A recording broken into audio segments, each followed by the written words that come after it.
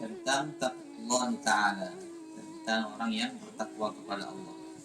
Firman Allah Subhanahu wa taala dalam Al-Qur'an, "Ya ayyuhalladzina amanu taqullaha haqqa tuqatih."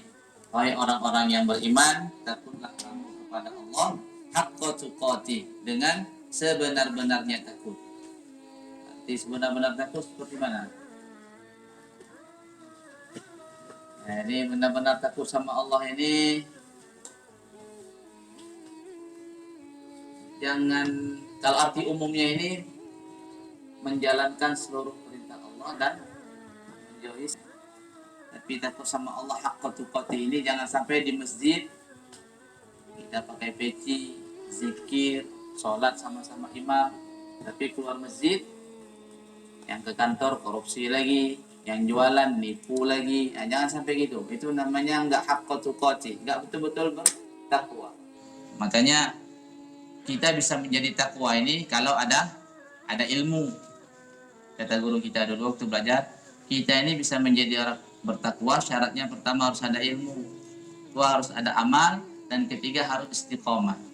Nggak mungkin orang yang nggak pernah belajar agama kemudian nggak bakalan bertakwa.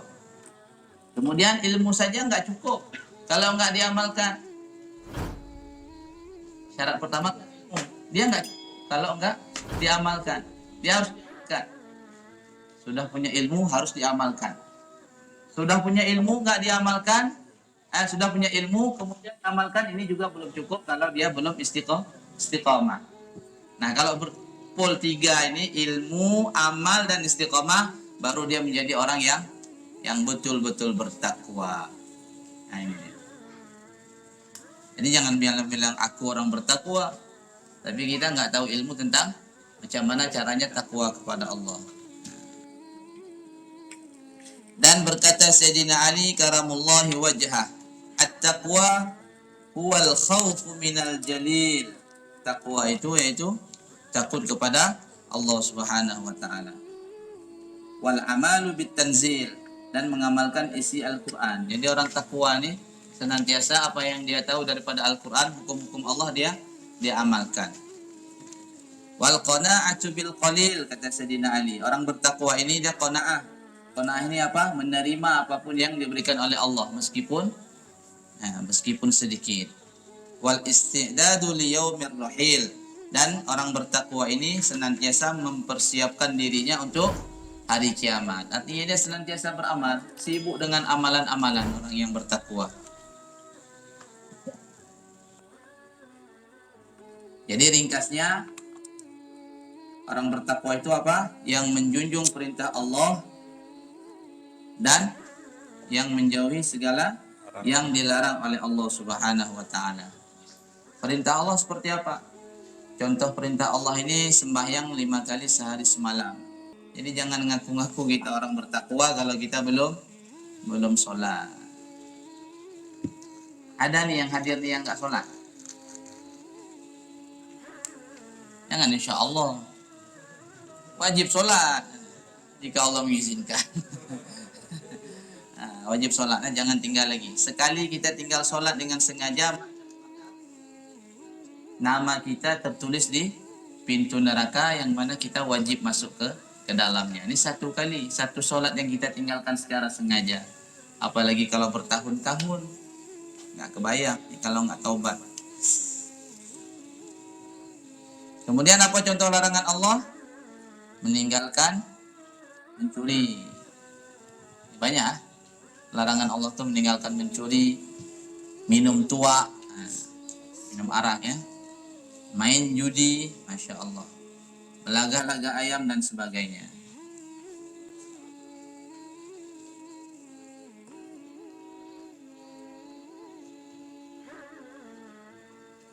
Terus misalnya ada pertanyaan, bagaimana caranya supaya kita takut kepada Allah?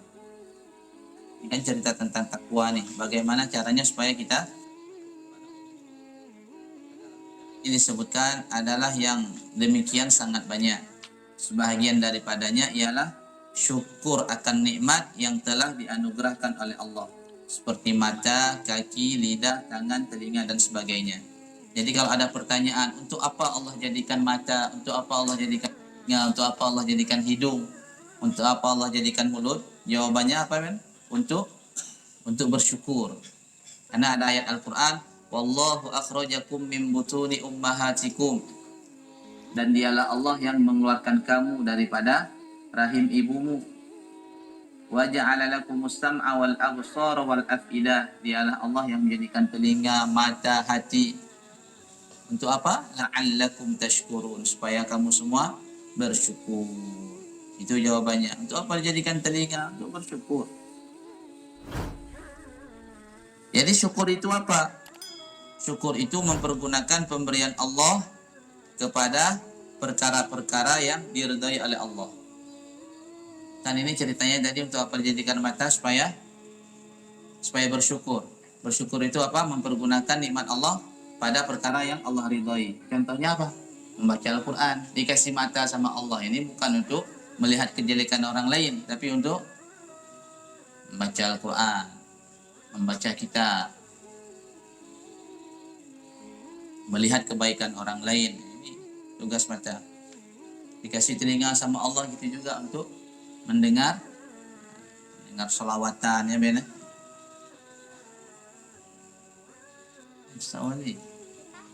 Apapun yang diberikan sama Allah, gunakan pada perkara yang Allah ridhoi. Ini masih mending kalau minta terus. Ini bangun malam ahli dunia, terus dia doa sama Allah, mintanya perkara dunia, minta Honda Fiction. Sepele kali. Minta rumah mewah, ini kan sepele. Jadi guru kita bilang apa? Minimal ini permintaan kita sama Allah, ya Allah, kalau nggak bisa masuk surga, di tangga surga juga boleh. Ini minimal nih kalau kita minta sama Allah. Nah, jadi berdoa sama Allah ini pertama ini minta perkara-perkara yang belum dijamin, men. Jadi perkara apa ini ada dua deh. Ada perkara yang sudah dijamin, ada perkara yang belum dijamin. Perkara yang sudah dijamin apa-apa saja. Rezeki, jodoh, soalnya jodoh, rezeki udah dijamin. Kok sama cuy mana cuy? Nah, tapi jangan minta perkara yang sudah dijamin. Artinya bukan jangan minta, jangan didahulukan. Minta dulu perkara yang belum dijamin, kan itu. Apa perkara yang belum dijamin? Iman. Iman itu kan belum dijamin sama Allah. Anak Nabi sekalipun ada juga yang nggak beriman, nggak ada dalam jaminan nih iman. Maka bangun malam itu minta supaya ditetapkan iman. Kemudian apalagi perkara yang belum dijamin? Amal soleh. Amal soleh juga belum dijamin sama Allah. Jadi malam-malam itu bangun minta itu dia sama Allah. Jangan minta ini, minta istri, minta duit, minta semua, nggak usah. Itu udah dijamin sama Allah. Nah, siapa jodoh kita, macam mana rezeki kita. Boleh Bendri ya? Nah, insya Allah.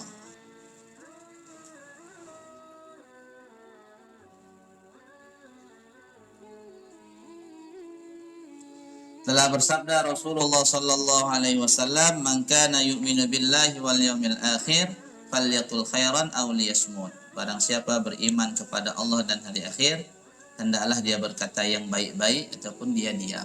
Ini orang bertakwa ini kalau ngomong yang baik-baik, kalau memikirkan yang baik-baik, lihat yang baik-baik, dengar yang baik-baik, maka hasilnya sama dengan semuanya baik. Ini orang beriman. Oh, kalau nggak ada perkataan yang baik yang bisa kita ucapkan, nggak ada sesuatu perkara yang baik untuk dilihat, ya udah diam saja.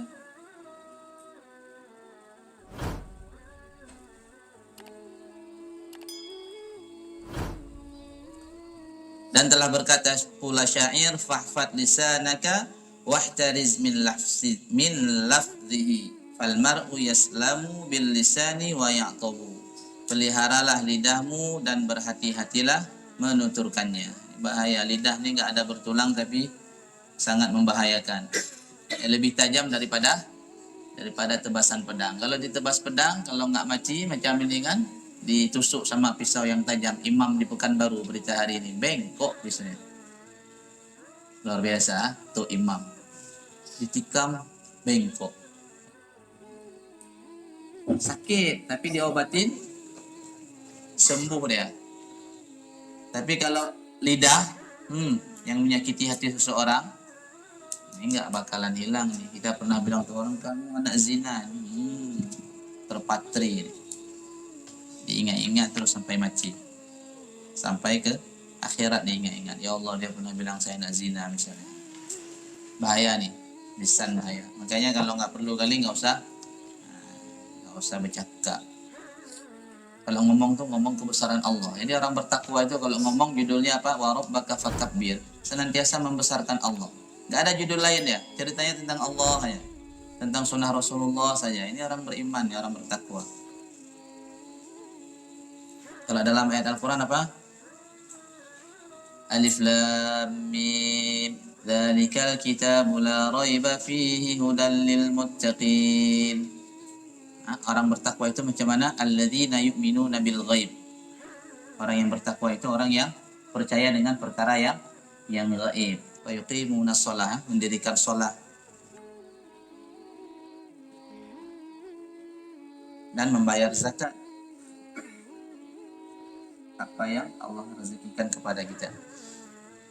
Jangan kita makan semua. Wa fi amwalihim haqqum ma'lum, kata Allah. Dan pada harta benda kita ini ada hak orang lain. Jadi orang bertakwa ini Masya Allah, tak pernah dia memikirkan diri sendiri, dia banyak mikir orang. Jadi jangan takut-takut kalau kasih harta ini kepada orang yang betul-betul bertakwa. Peliharalah lidahmu dan berhati-hatilah menuturkannya. Kalau bahasa Indonesia apa, Ben? Mulutmu harimaumu, kan? Banyak orang celaka hari ini gara-gara lisan. Ya, bisa jaga lisan. Maka mukmin yang baik ini, saudaranya ini selamat daripada lisan dia. Karena adalah keselamatan dan kecelakaan seseorang itu disebabkan lidahnya juga. Masya Allah. Orang yang pandai jaga lisan dia, insya Allah selamat ya. Makanya Madan mana Madan? Madan itu paling selamat. Adik Bang Makmur. Diam aja. Kalau duduk sama dia dari malam sampai bubar, kalau kita nggak tanya, diam aja dia. Selamat ya nih. As-sukutu zahab. Diam itu emas.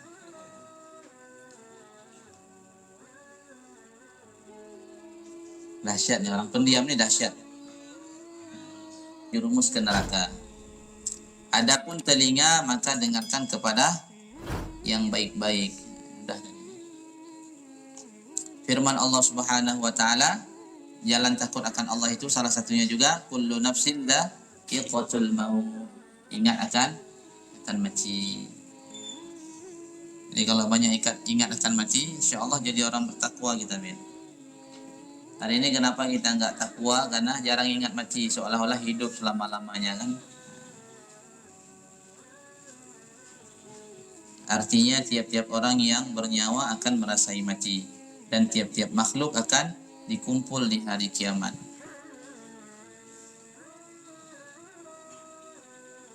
Karena kalau engkau ingat akan mati, akan takutlah engkau mengerjakan larangan Allah.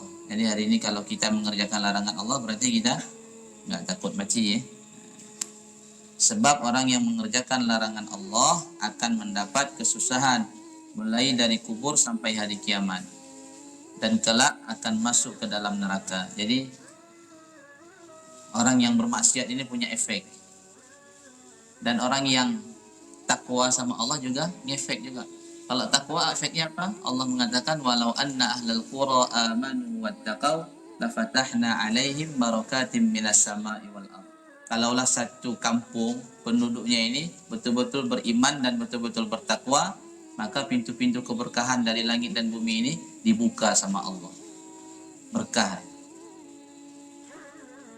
Tapi kalau orang yang nggak bertakwa, misalnya orang nggak sholat, ini kan nggak bertakwa nih. Misalnya dia lewat di depan rumah kita dalam keadaan terbuka, dia lihat isi dalamnya, maka hilang keberkatan rumah orang tersebut. Maka kita ini orang beriman ini, rumah kalau nggak begitu perlu, misalnya nggak ada pengajian, nggak ada orang yang silaturahmi, tutup aja, nggak usah terlalu dibuka. Takutnya nanti kalau orang lewat, ya ternyata orang yang nggak bertakwa, nggak mengerjakan sholat, lihatlah dia ke dalam rumah kita, maka rumah kita ini hilang keberkatannya. Kalau keberkatannya sudah tidak ada, untuk melakukan amalan pun susah. Sama juga kalau kita jualan, untuk menghilangkan berkah itu mudah. buka dia, sehingga ada anak yatim lihat nggak ada duit, aduh kepingin kali dengan makanan tersebut. Ini dah hilang makanan, nggak ada lagi keberkahannya, kayak makanan ditutup. Sama juga dengan istri-istri kita, semakin tertutup semakin berkah. Dan ketahuilah bahwa takut kepada Allah itu adalah sebab lekas engkau mendapatkan ilmu yang berfaedah. Firman Allah di dalam Al-Quran, wattaqullaha wa yu'allimukumullah. Artinya bertakwalah kamu kepada Allah, kelak Allah memberi kamu ilmu. Jadi kalau kita mau ilmu, maka harus bertakwa. Harus banyak nggak enaknya sama Allah. Mau gini gitu, pakai kali-kali ini Allah marah nggak ya saya buat. Kalau mau kaya juga gitu, takwa sama Allah. Kita mau ilmu, ini ilmu ini nggak ada hubungannya dengan belajar. Ilmu ini hubungannya dengan takwa. Wattaqullah wa yu'allimukumullah. Takutlah kamu kepada Allah, Allah kasih ilmu. Solusi daripada permasalahan gitu juga. Solusinya apa? Takwa. Bukan pergi ke sana kemari, cari backing ini dan itu, enggak. Tapi takwa. Jadi orang yang bertakwa kalau dia punya permasalahan, wattaqul apa nih? Macam mana ayatnya? Wa may yattaqillah yaj'al lahu makhraja. Orang yang takut kepada Allah, setiap dia punya masalah, Allah kasih makhraj, Allah kasih jalan keluarnya. Wa yarzuqhu min haitsu la yahtasib. Dan dia sering dikasih rezeki daripada arah yang tidak disangka-sangka. Allah kasih kemudahan dalam hidupnya. Jadi apapun kuncinya, kalau mau menjadikan kehidupan kita ini indah, lebih bermakna, lebih santai, maka bertakwa. Semakin tinggi ketakwaan seseorang, maka semakin dimudahkan oleh Allah dalam kehidupan ini. Itu aja kuncinya. Bukan harus jadi ini jadi itu, bisa ini bisa itu baru tenang. Enggak, takwa, tenang hidup kita. Dekat sama Allah. Jadi orang bertakwa ini meskipun dia nggak punya ini, nggak punya itu, asal dia punya Allah, udah mantap. Tapi meskipun kita punya ini, punya itu, tapi nggak punya Allah, itu nggak mantap. Rugi dunia akhirat. Tergantung kita lah pilih yang mana nih. Pilih mau punya Allah, meskipun nggak punya ini dan itu, ataupun pilih ingin punya ini dan punya itu, tapi nggak punya Allah. Pak bahagia pilih yang mana tuh? Yang pertama tadi ya. Nikah dua. Oh bukan,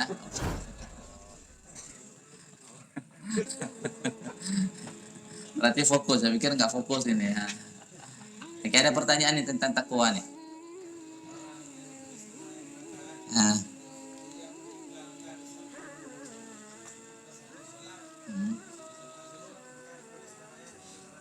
Ya, wajib masuk kalau nggak taubat.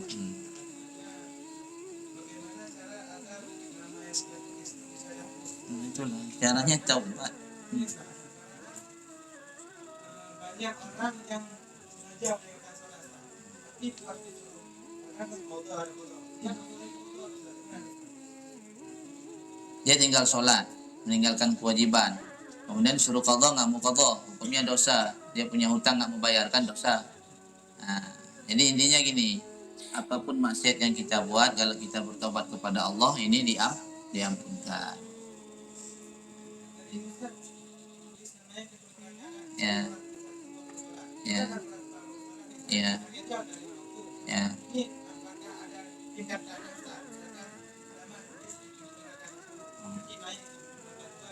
Enggak, tetap di neraka sakor. Jadi orang yang meninggalkan sholat, tempat nerakanya itu namanya neraka sakor. Nah, jadi dalam ayat Al-Quran ada dua pertanyaan bagi orang yang masuk neraka sakor. Qalu lam apa nih? Allah bertanya, alam ya'tikum nadhir? Bukan. Pertanyaan pertama bagi orang masuk neraka sakor, ma salakakum fi sakor, kata Allah. Wahai kamu, mengapa kamu masuk neraka sakor? Kemudian mereka menjawab, qalu lam nakum minal musallin. Ya Allah, sesungguhnya kami ketika di dunia ini adalah termasuk orang yang meninggalkan sholat. Kemudian pertanyaan yang kedua, alam ya'tikum nadhir? Wahai kamu hamba, apakah nggak ada seseorang pun yang menyuruhmu untuk mendirikan sholat? Artinya apakah nggak ada orang yang datang ke rumahmu untuk ngajak kamu sholat? Kalau dia bilang ada berarti, misalnya si fulan ada ya Allah, selamat si fulan yang dia bilang. Si fulan nggak ada ya Allah, yang dibilang nggak ada itu nggak selamat. Meskipun dia di dalam surga ditarik lagi sama Allah. Nah itu. Jadi kita ini jangan bangga dulu kalau bisa ke masjid, tapi nggak pernah ngajak kiri kanan kita.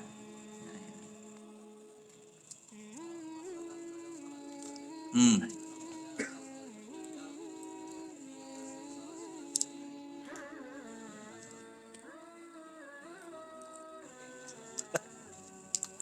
Kalau jarang kita qadha nggak boleh buat sholat sunnah.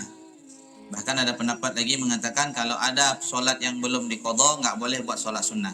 Tapi juga saya pernah mendengar dari guru kita, dia senantiasa buat qadha. Nah, kalau orang seperti itu boleh dia buat sholat sunnah.